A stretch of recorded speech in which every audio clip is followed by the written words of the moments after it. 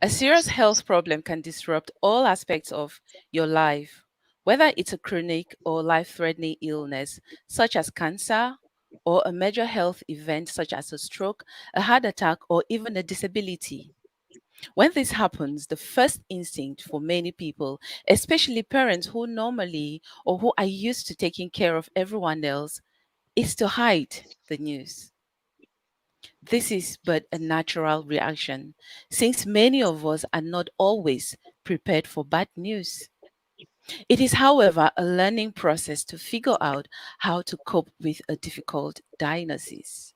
Hello, everyone, and welcome to episode 1 of Let's Give It a Voice here at the Voice of Hope Media with 𝗚𝗂𝘂𝗧cie Mbeng. Happy New Year to you all, and I hope the new year met you and your families in good health. If you are new here, the Voice of Hope Media is a safe space where we give a voice to those taboo societal issues where many regard them as too emotional or too sensitive. While doing so, we are empowering you to speak up, to speak out, knowing you will be heard and you won't be judged or stigmatized. So today we are live here on the Voice of Hope Media, and I am 𝗚𝗂𝘂𝗧cie Mbeng, your host. Welcome once more. If you're watching, please endeavor to share this live show, because I always say each time you watch a show here at the Voice of Hope Media, you learn, you unlearn, you relearn, and you learn again. So share and invite your friends to watch with us. You are watching live here on Facebook and also on our YouTube channel. We are live there as well. We heartily welcome each and every one of you for taking your time to follow us and also to subscribe to our YouTube channel and also to subscribe here on Facebook, so to be able to have notifications whenever we have a show on. And we aim to have our shows every Saturdays at 5 p.m. UK time. So you're welcome once more.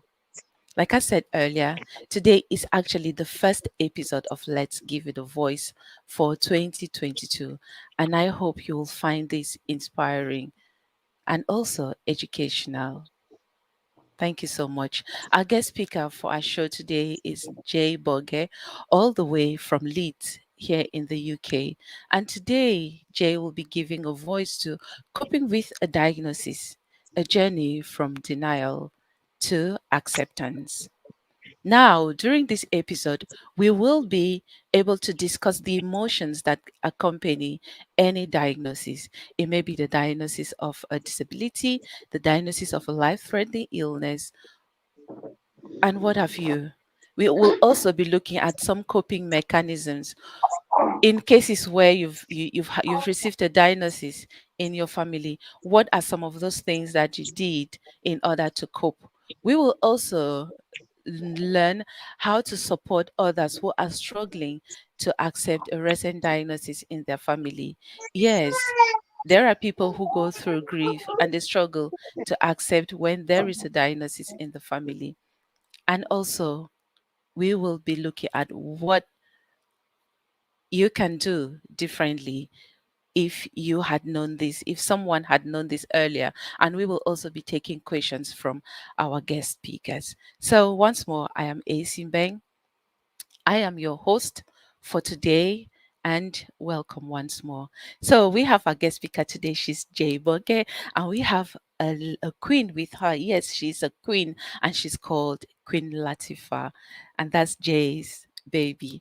So she's accompanying us in our studios today. We are blessed, and it's the first episode for 2022, and we are having our show with a queen, and she's Queen Latifah.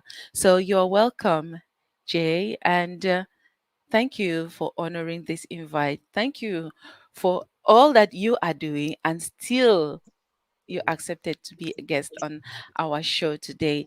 So I'll give you the mic right now. First and foremost, you just give us an introduction about yourself, and then we will go from there. So over to you, Jay, and thank you. Thank you so much. So my name is Njay Mboge, fondly called Jay by my daddy. God bless his soul. So yes, I'm so honored to be your first guest for this day, and I hope to do justice to this topic because it's something I've lived, and Latifa, well, I don't know what happened. I was supposed to get help today, but last minute got canceled. I think she just wants to be part of our show. So she's a queen like that. Mm. Yeah, so she's my baby. So yes, my story of coping with the diagnosis came just when Latifa came, and it's a continuous journey. So yeah, as we go through this discussion, hopefully I will unveil my story, and we can all learn along. Yes, Thank you so much, Jay. Yes, thank it's a you. pleasure. Thank you. It's a pleasure having a queen in our midst today. And if you're just joining in, you are watching live the Voice of Hope Media. And our topic of discussion today is coping with a diagnosis, a journey from denial to acceptance. So tell us a little bit about yourself. Who is Jay? And yeah, just a little bit about yourself. A little bit Yeah, more. I know you've already done so, but we want to know more about you. yes. So Mm. I am Njay Mboge, and I have sickle cell, so I advocate for sickle cell. And now recently I've started to advocate privately for epilepsy because that's one of the conditions that Latifa has. So I've been in the role of advocacy since 2007. I co-founded the only sickle cell association in the Gambia. And so just recently, Latifa has epilepsy as an effect of the cerebral palsy she had, and then her seizures are becoming poorly managed on medicines. And so she was recommended to start the ketogenic diet, except they sent information I found it's not inclusive at all. And because of that, I'm like, yeah, I should have I've been advocating, include circles, so that she can get the support she needs and also with family so that they can begin seeing the way they see epilepsy differently, especially in our communities, in the BMA communities. But now I want to do it privately because I realize, um, there's a lot of support in epilepsy, but people in the BMA communities do not really access it because of the stigma and the shame around that. So I'm thinking if I start talking about it, hopefully someone will come join and together we can speak. So this is what I want to do right now. I'm just a full-time mom, really looking after Latifa. Yeah, because well, her needs are just full-time. And I just love taking care of her. And she loves being with me as well. Yeah, so that's me. My background is in HR, so I work for the government of the Gambia, but I'm now on leave of absence for the past 2 years. So our office is responsible for government HR business. So that is my background. So it's just, I think people, I just work in communities, serving people is just my passion. And so I do want to continue in this path through advocacy in epilepsy. But I also still do other things in sickle cell. Like one of the things I'm currently working on is to launch a lifestyle magazine with some of my friends. They're international advocates to launch that so that we can start changing the narrative of sickle cell. That our story is not always about pain; it's really more than that. We live our lives like everybody else. So that is me. And thank you for Thank you. having me. You're welcome, and thank you so much for that. Yes, our stories are not always supposed to be about pain because, in spite of the challenges that we face, we still thrive. We still have those happy days. We do have those difficult days. So when those difficult days come along, we give ourselves time to go through those challenges, and then we do something good, something better on our good days. And thank you so much for being brave. So now going to our topic of discussion today, if you're just joining in, is coping with a diagnosis, a journey from denial to acceptance. So let's go.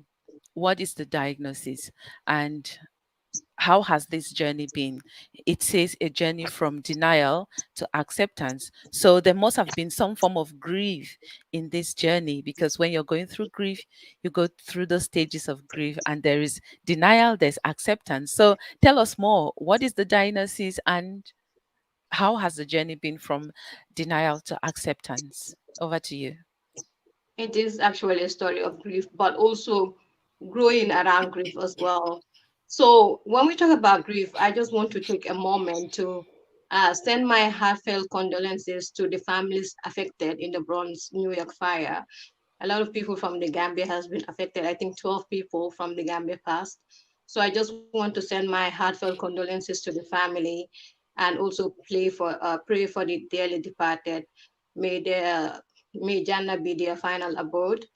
So talking about grief, I think in order to understand it for both me, as I begin to understand it even more, and for people listening, because I want to live here and hopefully perhaps people will get something out of it. I realize perhaps it will be easier if you give examples of the two main kind of griefs that we go through, like grief associated to death and grief associated to not the physical person of someone, but the death of your expectations. And that's the kind of grief I had, like with having the diagnosis. Of course, I've also experienced the grief of losing someone. Like my dad only passed away in August. So those are the two different kind of griefs. And if my stories, I can give really examples of how they are those similar but also dissimilar. So if we look at the stages of grief as according to Elizabeth Ross, it's 5 stages, from denial to anger to bargaining, depression, and acceptance. So those are the 5 stages. And each stage comes with a particular kind of emotion, and you move from one stage to the other. Though it doesn't mean you really have to, it's not a linear process like you explained in your last session. Yeah. So starting from denial. So denial is characterized by a feeling of numbness.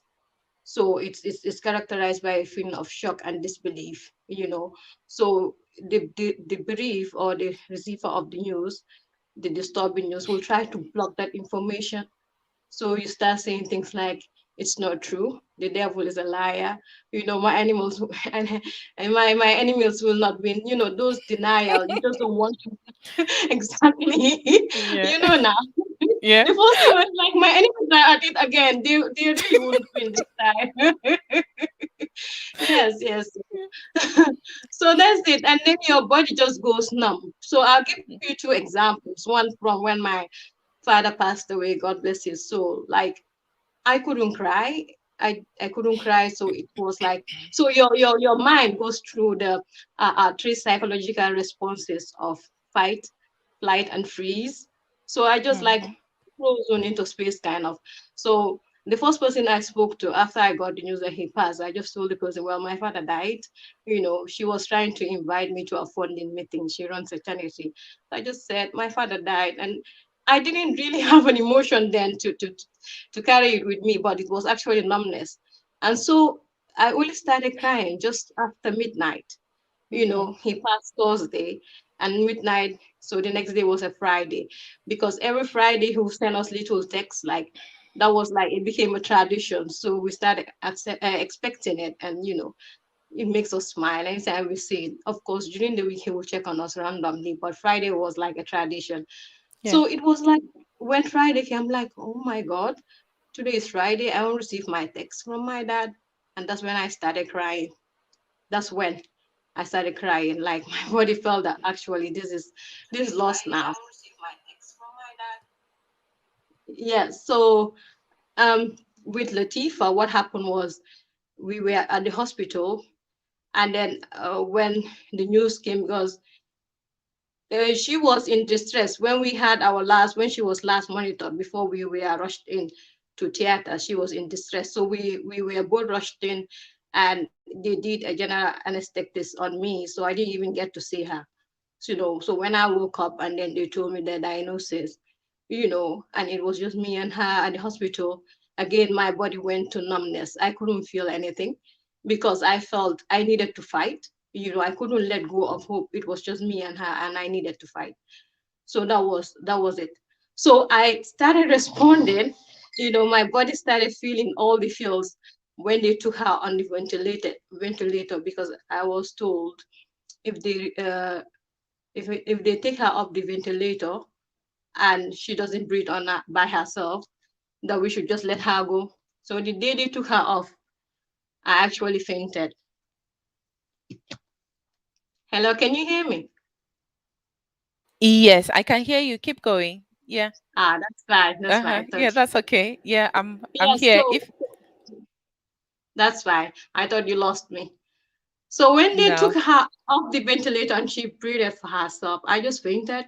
It's like that's when my body started feeling all the feels, all the things I was going through, and I fainted. So that's an example of, you know, the denial stage that comes with numbness, and then your body, your responses go to fight, freeze, or fight, yeah, or flight. You know, there are stories of men who will just faint when their women are in labor because they want to escape that period of, you know, labor until they get to the hospital and then they can be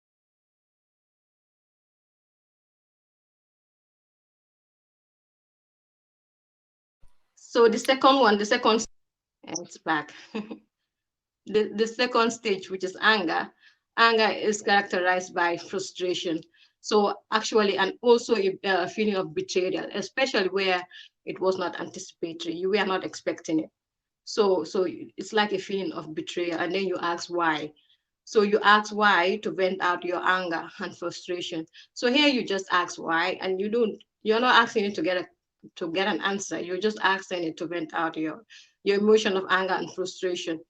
You know, so when my dad passed, I did ask why did he go, why did he have to go now? And then with Latifa, my question was why did this have to happen, why did she come the way she did? You know, because my pregnancy went pretty well for somebody with sickle cell. You know, I had only 2 admissions, and that were related just with my sickle cell. So one of them was an overnight admission. The second one was 1 week, but that was because it found me here in the UK. And because the last time I was in UK was 2017, so they had to like check for everything because I was coming from a third world country. So they check like every little infection that I could possibly have. So 1 week I was in hospital. So that was it. It went pretty well. I had no problems really. I had a bit of nosebleed in August, but that was because of the hot weather. And that was it. So, and for her to come that way, so I was asking why? Why did that happen?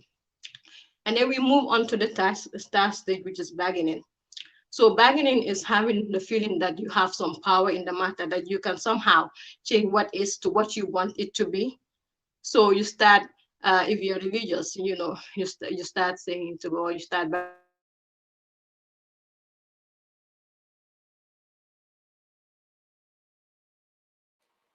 We are having some technical problems, so don't spend worry. my whole night in prayer. Oh, it's back again. Yeah, or you can even bargain with yourself. And I know this, especially for if you have like a condition that is worsened by perhaps not eating the kind of foods that your body likes, and you kind of bargain with yourself because my mom does this a lot. If she hears me today, she has high blood pressure, and her body doesn't like fresh milk, but she loves fresh milk. She has a family background. So when it comes, it's like I will not eat it, but somehow she will eat it. Only for her to call us very early in the morning and tell us, you know what happened yesterday? I almost died. So I will never ever eat it again.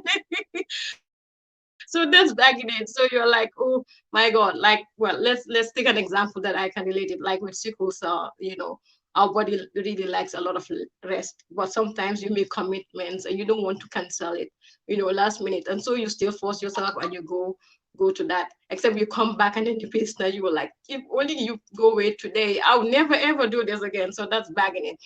But this stage is very, very critical because what happens, you can either dab your eyes a bit. And if you put the 3 stages together, actually they give you the word dab.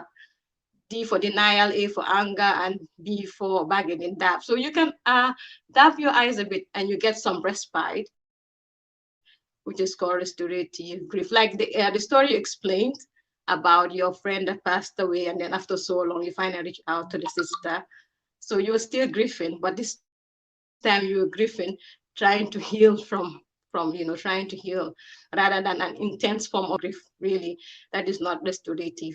So that's what you were doing. So you can either do that, and then move on to the next stage, gradually, or if you can really dabble and still ask, continue asking why, what if, and here that is when you start blaming everybody. There's a lot of shame and guilt, you know, start questioning God and your own judgment. I was still on.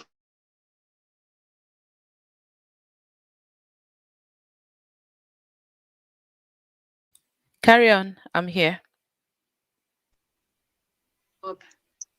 Okay, that's fine. Yes. Mm, I'm So here. so you can do that, and that stage, yeah, can be very dangerous, because if you continue to that path, really, it can leave you bitter because you want to hold somebody responsible. Now, I give you two examples. Like I said, there's a lot of blame. So we were blaming my father, like me and my sister. I know some family members might be on this call listening in. I'm sorry, but it's just on this volume, we just try to keep it so real. So I will say it as it is. So we were blaming him. God bless him. So we are like, why did he live by the motto, if you are going to die, die happy? Like he got his diagnosis of diabetes more than 20 years ago, but he didn't change his diet. He really exercised. He started cycling and just stopped. So we are like, why didn't he even think of us? Like, so yes, we blamed him. And then for me, I blamed my doctor. I blamed my doctor. I was like, why didn't he follow up my numbers for Latifa? Why? Because there was a time I went to do a scan, and the scan showed baby was not getting enough oxygen, like my placenta was not getting enough oxygen. But he says, you go, come back next week. If you come and the numbers are fine, then it's okay. Otherwise, we will bring your the plan forward. Here in the UK, you have a delivery plan. I said, okay. So I came the following week. We did the sound again. It was a little bit better, but the numbers were just average. So I'm like, why didn't he follow that up? And then the first things you say here is it racism? I know it's not racism, but it's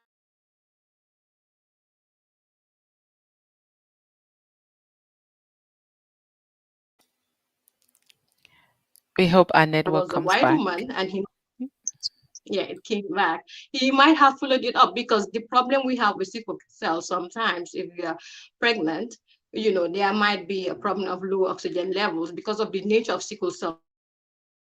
The problem we have is our red blood cells do not have enough oxygen because they die easily. So I'm like, why didn't he follow it up? But I know at that time he also planned his whole diagnosis. So I blamed myself. I'm like, why didn't he follow it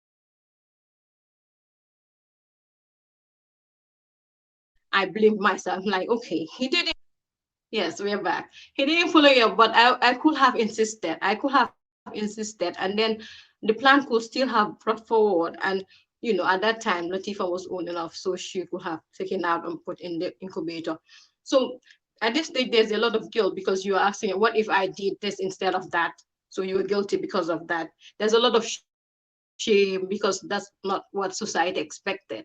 And you yourself didn't even expect that outcome, so, and a lot of blame too. So that's the bargaining stage. So but as I was going through the stages and just reflecting on my experience, I'm like, I think there's a missing stage here before you go to depression. Yeah, I think there should be one, and I call it the resignation stage. This is where you just resign yourself. This is when you come to realization that there's nothing you could have done. Like, there's nothing you could have done, and even if you could have, it's too late now. So with that realization, you now know that the only thing you can do is focus on the present, to focus on the now. And in focusing on the present, this is where you start to feel sad. But then this is where also you start to forgive yourself and everybody else that you were blaming. So for my dad, actually, this is the stage we started. We stopped blaming him and really missing him, really missing him.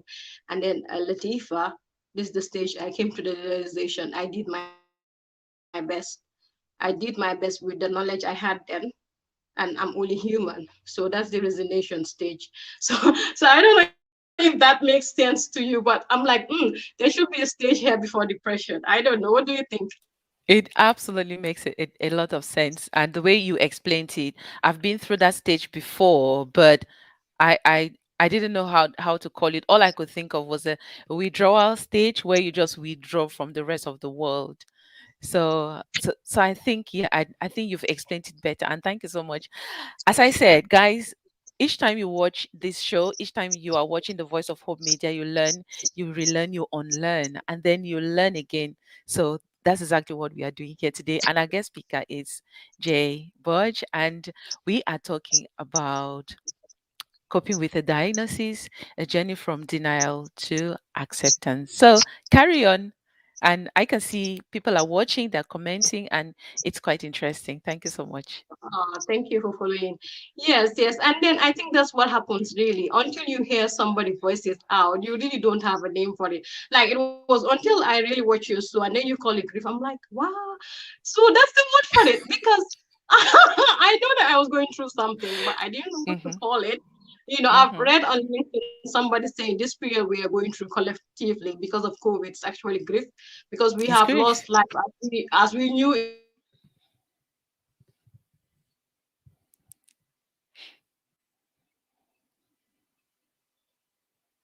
I hope it comes back. Somebody voice it out, you really don't. Yes. So then you move to the next stage, which is depression. So this is characterized by a feeling of sadness. So an overwhelming kind of sadness that you can't really explain. So you just neglect yourself at this stage. Some people don't eat, some overeat, some even harm themselves. So this is the depression stage because it's like you're living through the motions of life, but really not living. It's like Hmm. you're in a trance. It feels like you're living somebody else's life. So you just sleepwalk through the motions of life. So That's that's the true. depression stage. Yeah. Yeah. So And mhm. it's a very funny stage. You feel like you are somebody else, the same person physically, but in you, you are living. It's like you're living in a different world Yeah, completely. You feel yeah, withdrawn. You've lost interest in yeah, people. You've lost interest in some of those pleasurable things you used to enjoy, etc., etc. But it comes to pass. yeah. Yeah, Nothing yeah. seems to give you joy, really. Nothing seems to give you joy. So that's the Hmm. depression stage. And here I think why it's profound because now you're mourning both the primary and secondary loss. So Yeah. not just the loss you have, like the physical person of my father, but also Hmm. what my dad represented for us, and even more. So Hmm. when it comes to a child, you're not mourning only the child that you lost, your expectation, the one you pictured in your mind, but you're Hmm. also mourning the loss of that parent you pictured yourself to be, like you explained last time. So that's why it's Hmm. so profound, which makes it a bit different from the bargaining stage. Bargaining Yeah. stage, you start mourning. There, you're only actually mourning the secondary stage at that level. Perhaps I think denial anger might be the primary one, but bargaining is secondary. So it's like a little bit selfish at this stage. But now here, you begin to feel the whole weight of the loss. So Yeah. that's the depression stage. So from there, you move to the acceptance stage. So you begin to accept it.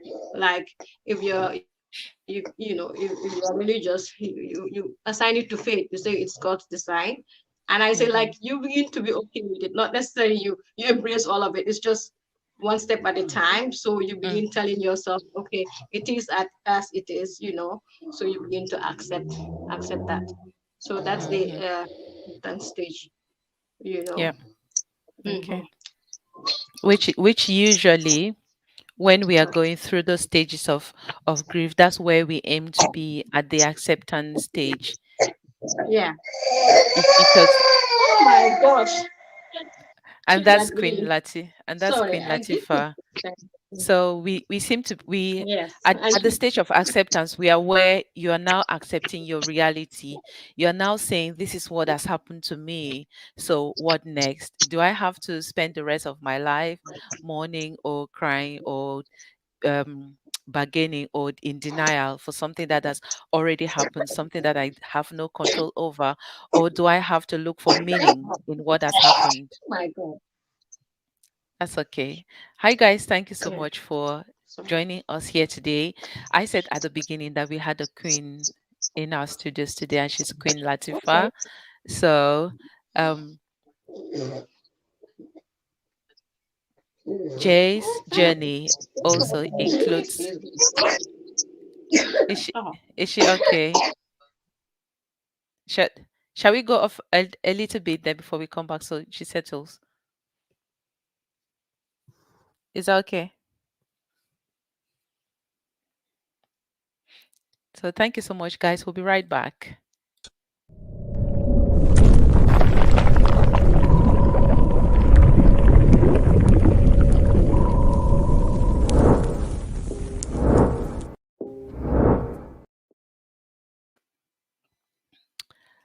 Welcome back. One of the one of the interesting things you will have on this show is many of us on the show are parents. So occasionally you will have a guest speaker with a child, or at some point he or she will have to attend to a child or have to talk. That's part of the journey, because some of the stories that are being shared on this show have to do, the stories have to do with our children. So once in a while, they are also involved. If there's a story about a child, so it's but normal that you talk about the story, and we also have your child there present. So we go for a little break while we wait for our guest speaker to be back, or just before we go, a recap of what she was saying. So she actually narrated the stages of grief by 𝗚𝗏𝗄𝗏 where you have denial, you have anger, you have bargaining, you have depression, and then you have acceptance. There are those emotions that you go through when you're facing certain challenges, and some of them, it can either be the diagnosis of a life-threatening illness like cancer or a heart attack or a stroke, or your child has been diagnosed with a disability, maybe autism, it may be Down syndrome, it may be spina bifida, etc., etc. So when this happens, because as human beings, sometimes we are not used to sad news. Sometimes we keep it to ourselves. Sometimes some people, they will prefer to speak to others, and then others, they just keep it to themselves. And then in the process of going through this, we experience those emotions where at first you are in denial. You say, this cannot be me, or the devil is at work again, or my enemies are behind me again. And then anger, yes, anger, these are natural emotions that we go through. But when you're going through these stages, what do you do with them? That's when healthy or unhealthy grieving comes in. You also have bargaining, where you are now bargaining with yourself or with God. You are saying, if this happens, then that will happen. If my child could just do this, or if this person didn't die, then I will do this, or I will serve God, I will praise God for the rest of my life. And then you have that period of depression where you go through some emotion, a long-term sadness. Sometimes it all depends on individuals. Then before you start getting to that acceptance stage, where you start acknowledging your situation, accepting your reality, and telling yourself, this is what has happened. I don't have control over what has happened. So what do I do with it? Do I just stay there being angry, or should I continue being in denial?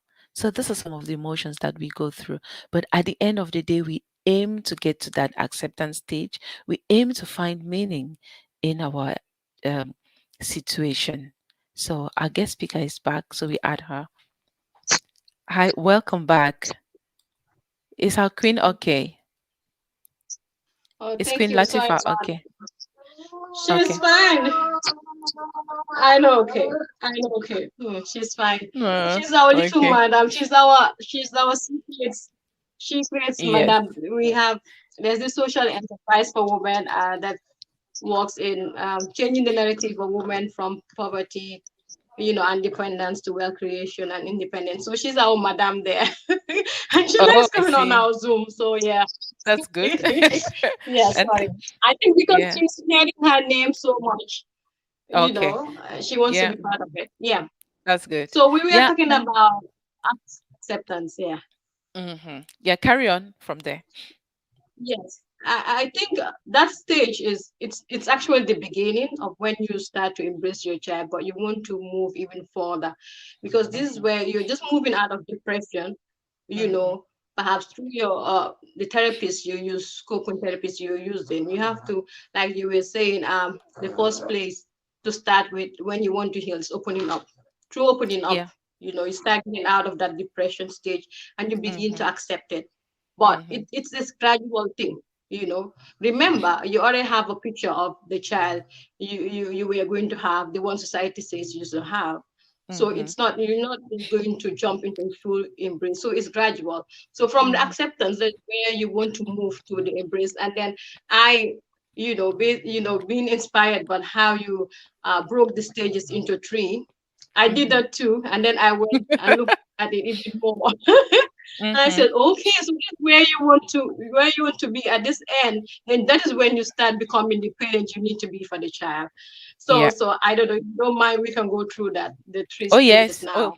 Oh yeah, yeah, because you have to narrow it down to coping with the diagnosis. Bring out these three stages that you are talking about, then relate it to when you are grieving a diagnosis. That means you are grieving probably a child who has been diagnosed with a life-threatening illness. You are actually grieving a child who is right there in front of you. It's intriguing that not everyone will understand why you should be grieving a child who is right there in front of you, but it happens. That's when we grieve the loss of our expectations. So over to you.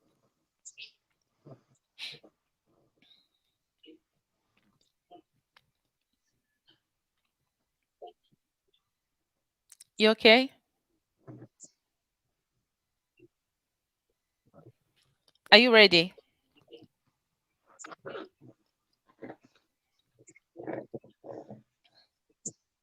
Are you Yeah, okay? this is why the stages of grief or the process of grieving is actually not linear. You go back and forth into it, because it really depends on what you're feeling that day and what Mm-hmm. triggers are around you, or Yeah. psychologists will call it the stressors around you. So Mm-hmm. you want to become the mom for the child now. So using the acronym MUM, mom. So M stands for morning. So which is Mm-hmm. the morning stage. And this morning stage properly, yes, she's fine. Can you hear me? Yes. Can you hear me? Yeah. Yes, I'm fine. Yeah, I'm ready. Can you hear me? Yes. Carry on. You're not hearing me? I can hear. I can hear you. Go on. Yes, can you hear me now? Yes. You can hear me now. Mm-hmm. Okay. Yes. So I was saying that, you talking about grieving, still grieving when you have your child in front of you. I was saying that's why a grieving is not a linear process. You go back and forth into grieving. It depends on what triggers you have around you, how you're feeling Mm-hmm. that day. But yeah, you want to get to the ID stage so that you can be the parent this child needs to be. And to be a mom to this child, MUM, the M stands for morning. So Mm-hmm. the morning stage actually starts from the depression stage, from the five stages, or now six if you are resignation. So it's Yeah. start properly from the depression stage, because this is just the stage of internalized sadness. You're grieving both the primary and secondary loss, both um, the child you lost, but also the parent you thought you were going to be. That's what you are grieving. So it's the morning period now. So Mm-hmm. you move from the morning period. I don't want to stay too much in that stage because we did explain it in depression stage. You move Yeah. from that to the understanding stage, you for understanding. So you Mm-hmm. start understanding what this disease mean and what the diagnosis mean for the child and for you. So how do you do that? By coping therapies, by opening yourself up. You have to find out what works for you. It can be Mm-hmm. talking to somebody you trust without no Yeah. judgment. Because if people feel they are going to be judged, they don't open up. Or Sure. somebody you feel can relate to what you're going to. So you open Mhm. up, somebody you can bear your soul to, or it can be writing. For me, it was writing. I love writing, and in fact, I express myself better when I'm writing that when I'm talking, because that is the Mhm. purpose of it actually. It's for you to express yourself, how you're feeling or what you're going through. Yeah. That is the purpose. That's how you heal. So it can be either talking, writing, or if it's extreme kind of depression, in your morning stage, then you have to get professional help, because some people can actually even harm themselves. In fact, even if we go back to the bargaining stage where there's a lot of blame, you see a lot of family breakdowns at that stage. So you might need to get professional stage even at that help even at that stage, so Mhm. that the family doesn't collapse because of the grief you're going through. Yeah. So as you do the therapies that work for you, find out what works for you, and you do that, you begin to let yourself understand what this means slowly, slowly, as you understand what that diagnosis means and what it will mean for the life of that child and for your life. So that's Yeah. the understanding stage. Yeah. Then now move to the last stage, which is M. M is the monitoring stage. That is where you want to be. So that is where you want to be. And like we just said, grief or mourning is something that you go back and forth in it. You can reach in the you can be in the understanding stage, except for something to happen, and then you go back in the mourning stage. Like recently, we got posted the ages and stages questionnaire. Mhm. The questionnaire that they send you when your child just turned two, to assess if your child have any autistic traits. They sent me those questionnaires, and then I had to fill it. Except it made me feel really sad, because all those Mhm. questions they ask, really, I don't have answers for it. Latifa, because of her cerebral palsy, is on the lowest level on the movement scale. She's on number 5, which is the lowest level. And you're asking Yeah. me things like movement or things like play. So it got me really, really sad. So I just filled the first form. Yeah, seriously, Mhm. the one for the 27 month, and I didn't feel the one for the 30 month. I'm like, it would be the same information. There's no Yeah. new information. And when her health visitor came, I told her, I said, well, I filled only one. And it made me really sad. And she was like, well, they didn't even have to send it to you. You didn't. Mhm. But, it was those generic forms that they sent. So because Mhm. in filling that form, I just got reminded of all the things she may not, she may not be able to do. Yeah. So like when you move from the depression stage, at the depression stage or mourning stage, you are mostly concentrated on yourself, what you have lost. The Yeah. understanding stage is when you start to focus on the child, you know, on the child, and then you move to even the greater stage, that is the mourning stage, the mourning stage. Oh, sorry. She's still coughing. Oh, she's just attention seeking, this one. Just I can't do leave anything, like you want me to leave hold her her on. alone. What do you Or she expect with a queen? Sorry. Oh my God. I don't know, not you, not you. Yes, so you go to the modern stage. So in the understanding stage, you are trying to see the child as the child is versus the child that you pictured in your mind. But Mhm. now at the modern stage, you're not only seeing the child as how the child is because of her diagnosis or his diagnosis, but what the child can be, you know. Mhm. How Mhm. can, giving all the support, how can he be? Because they can all be something, they can all do something. Everybody is gifted in some way. So Yeah. now you try to focus on the strengths of the child, how Mhm. you can build even more on the strengths and minimize the weaknesses. You know, for instance, for Latifa, she has very poor vision. They call it cerebral visual impairment, you Yeah. know, but Mhm. her hearing is 20/20. Like she can Yeah. hear even the slightest noise drop. At home, Yeah. I have to walk on tiptoes. Mhm. Yeah. They normally say that when one of your senses is being taken away, the other ones work very well. So I Yeah. guess that's what is happening with her, which is Yeah. a Yeah. positive. Yeah. Which is, that's why sometimes you call me, you can't even get me because I have to put my phone on silent when I'm using it close to her because she would jump like, yeah. So my aim therefore is to see how to balance that, the strength Mhm. she has in her hearing, Mhm. and balance it out with the weakness in her sight, so that Mhm. somehow she can have a superb sensibility, even Mhm. above, people who have their five senses intact. So as Mhm. a parent, that's what your aim should be. So it takes a lot of self awareness. You have to know the child's you have to be aware of the child's strengths, the weaknesses, what opportunities, what threats are there. Threats, yeah. Like, Hmm. yeah, what she likes, what she doesn't like. You have to Yeah. know, what are the opportunities. Like I explained, how you can combine those things, because your aim is to provide a nurturing and a thriving environment. So Yeah. now you're focusing not only the child, because of her diagnosis, but what she can be, what she can achieve. So that is, I think, that's the ideal stage. So the understanding stage, sometimes it can get a bit scary because of all these high sounding words that come come with the diagnosis. But you have to tell them, tell me in simple language so I can understand, Hmm. like the test Yeah. they do to monitor her seizures, the EEG. I can still say it in full. And so I say EEG. So don't be scared of it at all. Because I if you think. don't understand it, you cannot really provide the support that you need to Hmm. provide. Yeah. So yeah, so you see, I keep going back and forth in the stage, because that's really how grief it. You keep going back and forth, and but Hmm. what's important in the modeling stage is, the focus is being the mother that the child needs, rather than trying to make the child, make him or her the child that you want to be a mother to, or society says you should have, or the one you Mm. expected to have. No, the aim is Yeah. to be the mother that the child needs. So Yeah. the child can not only, your aim is to enhance their quality of life, but also prolong it. Because the first thing they tell you when they come is that they have a short lifespan. For me, touch wood, it doesn't scare me at all, because all my life I've been told I have a short lifespan because of my sickle cell. That's the first thing they tell your parents. So no. Hmm. Yeah, so yeah, I think, yeah, that's Wow. about it. Wow. Thank you so much.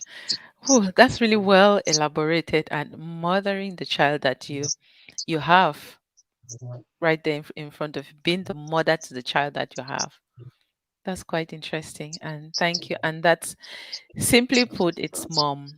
You mourn, you understand, and then you mother that child instead of staying in the stage of denial and refusing to accept the child that you have right there in front of you because of your expectations. But it's still natural that we go through those emotions as long as you don't stay there, as long as you don't get stuck in there. But at the end of the day, we aim towards mothering that little baby, aim towards providing a nurturing, what did you say, a nurturing environment to focus on what she can be and what she can achieve. That's quite powerful. Thank you so much. And I know you've already mentioned some of the coping mechanisms, like getting therapy. What are some of the other things that you did in order to cope when you received the diagnosis of Queen Latifah? For me, it was really writing. But how that started was, we were in the hospital for 6 weeks in total. Hmm. So she came at LGI. That's one of our main hospitals here. It's General Infirmary. So we Yeah. were there 3 months. When she got off the ventilator and started breathing for herself. And Hmm. so now they will send us to St. James's, which is one of our also main hospitals here, so Hmm. that we can practice feeding her orally, because Yeah. since she was feeding through a NG tube and NG tube. Yeah. yeah, tube that is passed from your nose Nasogastric to your tube. tongue. Yeah. So yeah. So you see, don't be scared of the big word. So we No, got not at all. we Some, got sent to I think, let me just say this. I think being a parent of a child with special needs, at some point, you tend to feel like you're already a medical professional because you know all seriously. these I medical know. terminologies. You know how to feed a child through a tube. You know how to put the child's oxygen.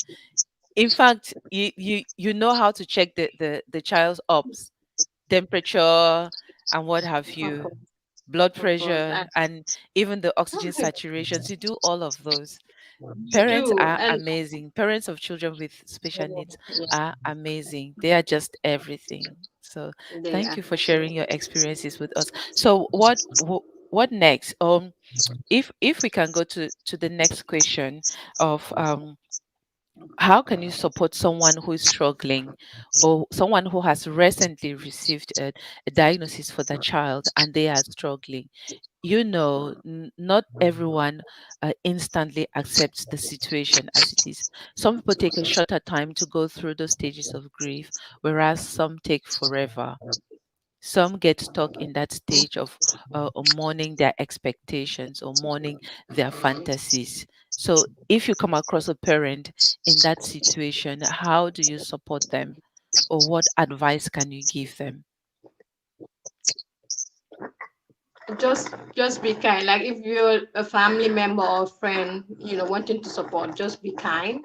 Mm-hmm. Just be kind and don't shame them. I know sometimes we feel we're being supportive, but what you do is actually shame the person, as if Mm-hmm. the person is not trying enough. I tell you, the mother is the one who mostly wants her child to cross all the milestones. Mm-hmm. But these Mm-hmm. things can be very, very tricky. Mm-hmm. Like Latifa, it took a long time before I finally accepted that she may not feed orally. But Mm-hmm. some people feel, and I know it was out of a place of kindness, or just perhaps they don't want me to be shamed outside, publicly. So Mm-hmm. so they felt I was trying my very best with that, trying for her to latch on, either Mm-hmm. on my breast or the bottle. But I tried. But the other the downside of that, or the opposite of that, is maybe trying too hard that I might lose her, and I Yes. rather have her than not have her at all. Mm-hmm. So what you can do is just be kind and just love, support in the way you can. Like my auntie, she's been very, very supportive. Like Latifa can Wow. be a hand. We Mm-hmm. have days, continuous cuddle days. So I cannot do anything. I have to hold her. But my auntie Mm-hmm. will cook for me, I don't know. Without her, I'll just have to Wow. live on toast. There's no way. Mm-hmm. Yeah, so just be kind and support the Well, way you are. But keep your comments to yourself. If they are willing, ready to talk, they will come and talk. But do it in yes. the kind way. Yeah. Yes, that's true.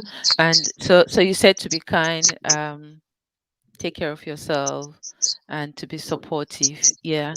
So however, sometimes there are people who they mean good, they mean well, but at times what they say doesn't come through in a nice way. So Yeah. I personally, I will advise parents who have recently had a diagnosis. You talked about understanding. They should Mhm. take time. They should give themselves time to understand the situation. They should give themselves time to understand their child, and give themselves time as well to study what that condition is. Is it epilepsy? Is it cerebral palsy? Is it autism? Is it cancer? Is it a heart attack? Or what have you? Give yourself time to read around, study about that condition. Be the first person to be able to say, I know my condition better than anyone else. I know the way I feel. And when I say I'm not feeling well, or my child is not feeling well, that's exactly what it is. Because when you understand, you are in a better position to get the help that you need. don't Right. rush don't rush those emotions. Give yourself Mm-mm. time as well to go through those stages of grief, and then open up when you are ready. Don't rush to open up, or don't think you are obliged to talk about your condition or your situation to anyone. Do so only when you are ready, only when you feel comfortable and you feel strong and empowered enough to do so. Yeah, so those are some of the things. And then if necessary, your close family Yeah, I agree. members, your close friends, let them know, explain to them what the situation is, because when they understand what you are going through, they are in a better position now to support you, to help you. I bet you, Jay, if your auntie didn't understand your situation and your child, she wouldn't be able to help you because she doesn't know. But I think she's capable of helping you now very well, because she understands what you are going through, and then she understands the child's condition as well. And I want to believe that it's because you've opened up to her, you've explained, you've basically laid yourself bare in front of her. You've said, "This is me, this is my situation. Help me." Mhm. Which it Yeah. brings in that vulnerability where be vulnerable to those who are close to you. Let them know that this Mhm. is what's happening. Yeah. But now, oh my God. Queen Latifah, probably it's too much talking from us. That's okay. Yeah. We are gradually almost getting towards the end of the show. So Mhm. thank you so much, guys, for watching. If you have any question, just pop them here. But there are so many comments. I'll just bring up a few on the screen. So Henrietta says, unfortunately, parents with children with disabilities also have the public judgment to deal with. At times, some even hide them at home. Yes. That is very What do you true. think? That is very true. Mm, Like, it's very true. Like when I got that information on the ketogenic diet, and I felt it was not inclusive because I mm-hmm, didn't see anybody like us. I went online to do more research, but mm-hmm. I didn't. But the ones that pop up did say that there's a lot of shame and stigma. And I Yeah. can relate to this as well. But also social restriction. And I'll just say, just recently, New Year's, we have a New Year's party, Gambian New Year party, and I Mm-hmm. chose not to go. Not that it was perhaps judgment I was afraid of, because I think I've come to a place in my journey that I've accepted it. So shame is not sometimes something that really brings me down. Like, it's not Yeah. something I'm ashamed of, but I want to go to the party to also enjoy the party. I like dancing, so I want to go and enjoy the party, but I don't want to go to the party and be giving her cares, and then everybody just out of concern. Oh, what are you doing? This is the way she's feeding. I have to You have to give her medicine this way. See, so I will not enjoy the party. So I decided I'll just stay home and have my Yeah. own party here. And that's what I did. I didn't go. I didn't Mm-hmm. go. I just had my own little party at home. And by 1 a.m. I was tired. I went to bed. So that Mm-hmm. that, that is quite true. There's a lot of social restriction as Yeah. of that. And this is why I want to start talking about it. And like you said, this is how I've started my advocacy with my family, and now Mm-hmm. they're able to empathize with me because they didn't used to understand it. If I tell them that, Yeah. oh my God, are you tired now? I think we will go So off soon. sorry. She's tired. Yes, they Yeah. So. didn't really used to understand it, but Mm-hmm. when I did, they did. But also with her healthcare team, because she has a big care team because she has various conditions. You're saying Yes. sometimes it can be epilepsy, it can be autism, but for her it's a complex set of needs. Because Yes. she has Mm-hmm. cerebral palsy. But as an Mm-hmm. effect of that, she has so many other things, epilepsy being one of them. But Mm-hmm. I chose to talk about epilepsy, though I'll be talking Mm-hmm. about cerebral palsy too, because it's the most Yeah. There's a. the highest, most common neurological condition that is linked with childhood disability. But why Yes. epilepsy? Because epilepsy is Mm-hmm. more fatal. People can die from Mm-hmm. seizures, and we have a Yep. lot of it in our communities. Except because of the shame, we really do not Mm-hmm. benefit from the support there in the community. So that Yeah. is important. Also, for the Uh-huh. parent of a child with special needs, self-care is very important. Let's talk about it. That's something I should work Oh. more. Being a single Yes. parent, it's not that easy. Self-care Mm-hmm. is important, but your willingness to learn and also unlearn, because you have an expectation of what parenting should be, except it's different. So you have to learn, continuous learning, because Mm-hmm. the conditions, in fact, people are still learning about it. Like epilepsy, it was discovered since I think 500 BC, but people are still learning about it because sometimes even the scientists cannot tell you the reason for epilepsy. So that's Mm-hmm. why you have to learn and know what is happening so that you can Mm-hmm. support your child even better, but also Yep. unlearn what you thought was Was there? parenting, as Yeah. as dictated by society, by what you have Mm-hmm. seen. Yeah.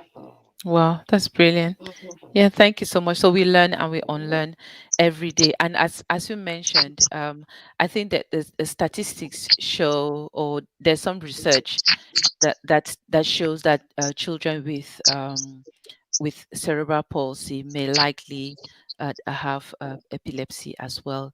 They are both neurological conditions anyway. So yeah, I would just like to acknowledge, while we still have a few minutes, just to acknowledge our viewers, the audience, and I have particularly Sean Maycock. Yes, This person has been very, very active and very keen, a keen listener, and basically writing down what we are saying. So really want to recommend you. I really want to thank you especially for that. I want to thank my big sister 𝗶𝗃𝗀. You are an amazing lady, and thank you so much for coming on today. Looking forward to watch your show this evening at 7 p.m. Henrietta, thank you so much. Sean again. Sean, thank you. And one of the things Sean said is give yourself time to study or read around your condition, which is an advice you can give to a parent that has recently received a diagnosis. You have Patrick Ogola. He's following live and it's quite informative. That's what he said. And thank you so much for watching and thank you for being here today. Okay, one thing which 𝗏𝗃𝗀𝗃 said, she said there is a challenge to find that understanding person inside most, especially your partner who might not seem to understand that you are going through grief. Yes, as they usually say, grief is quite unique and two people will not grieve the same. And sometimes two people grieve apart and it makes it difficult for another person to know that the other person is grieving. But I think the fundamental thing here is understanding, having a general overview of what grief looks like or of what grief might look like, and then you can easily pick up from another person that he or she is grieving. You may not be able to pick up all the signs, but at least if you know what grief is and what to look out for in a person who is grieving, you may guess, and it's worth having a conversation with that person. So Sean also said at some point, she said on point, use coping strategies. What pick one that works for you. We have Andy Kalari. He said, okay, yeah, he was just confirming that they can hear. We also have Blessing Ewok. We have Modu Bell. Modubel Jallo said the acceptance and forgiveness is the part that got me most, as these are powerful tools in the recovery journey. Yes, you are perfectly right. Acceptance and forgiveness, accepting yourself, accepting your reality, forgiving yourself as well as forgiving others, forgiving yourself for what you know now that you didn't know then when it just happened, and then for being able to forgive others. That's very powerful. Thank you so much. And Akon and we, she said, thank you for sharing your experiences and educating us on the stages of grief. May the Lord bless you all. Thank you so much. We have Abasi. Oh, he said, sorry, Latifa. Sorry, Queen Latifa. Always remember to put Queen in front of that name, please.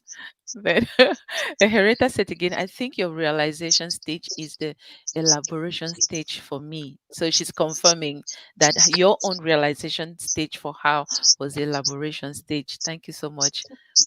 And Sean said she loves the part you mentioned about forgiving yourself and everyone that you blamed. Is very powerful.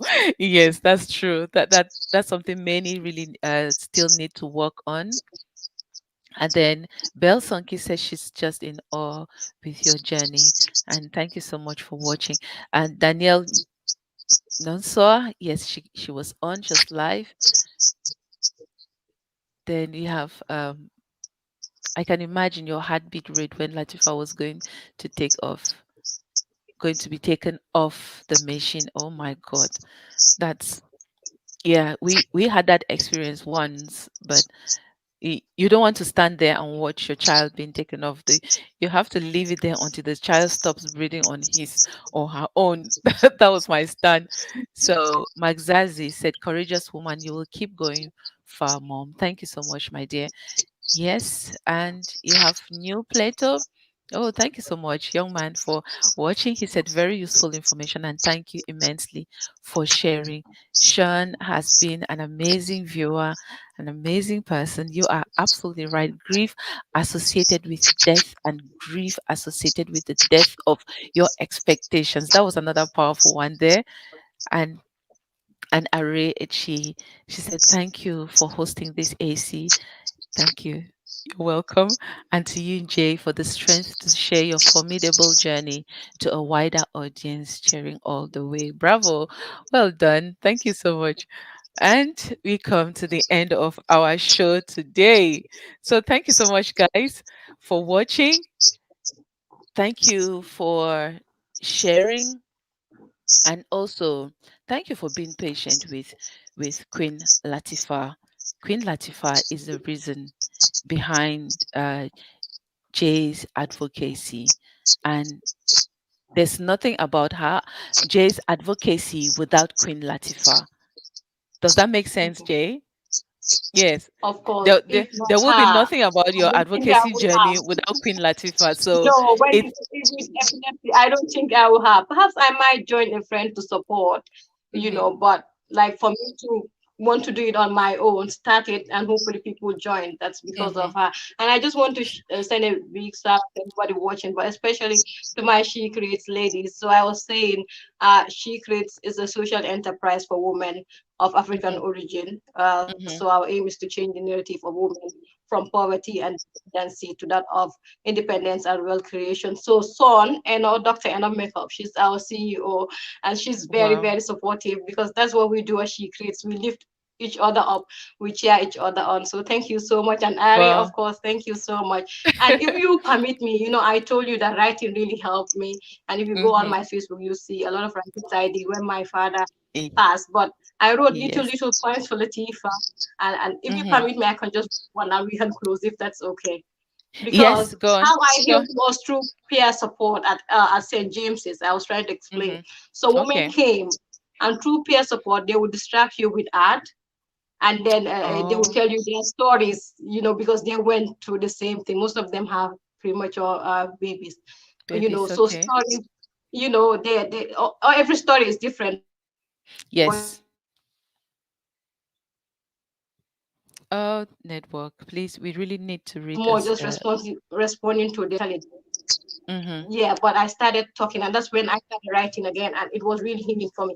So I just share Latifah's favorite point, and they got Okay. me this. So it's our scrapbook and also Oh, wow. this thing. Uh-huh. That's That's amazing. Latifa. I Mhm. think you can see, yeah. So I'll just read her favorite poem for you, for her. So Okay. I wrote simple poems that I can read for her. It's Mhm. called "I Might Be." I might be small now, but I will be big. I might be weak now, but I will be strong.